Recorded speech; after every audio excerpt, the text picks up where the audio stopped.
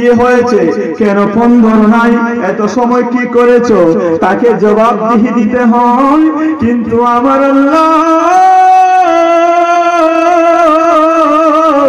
365 দিনের মধ্যে প্রত্যেকটা দিন 5 বার মুয়াজ্জিনের মাধ্যমে মসজিদের দিকে আসো, নামাজের দিকে আসো, কল্যাণের দিকে আসো ডাক দে। আমার আল্লাহ যদি কবরে যাওয়ার পরে হাসরের ময়দানে বলেন, ও আমার বান্দারে, ও আমার বান্দি,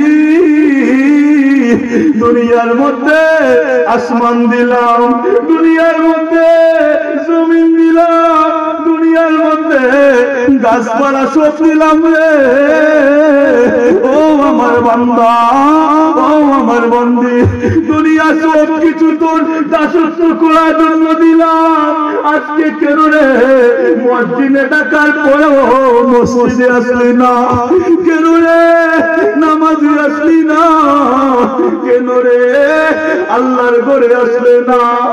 এর উত্তর কিভাবে দিবেন রে যুবক, এর উত্তর কিভাবে দিবেন মুরব্বি? সেজন্যই আমি বলতে চেয়েছিলাম, হাতে আমার তাজবি কুরআন চোখ দুইটা লাল, মুয়াজ্জিন আজান শুনে হই আমার সখাল, মসজিদে আমার ফেরেশতা বড় পবিত্র স্থান, হয় না কবু, হয় না তাদের সাথে, হয় না অভিমান, আবেগে দিয়া তাহাজ্জুদের নামাজ দাঁড়াইছি, খোদার প্রেমে পাগল হইয়া পারি জমাইছি। বলেন ঠিক কিনা? আমরা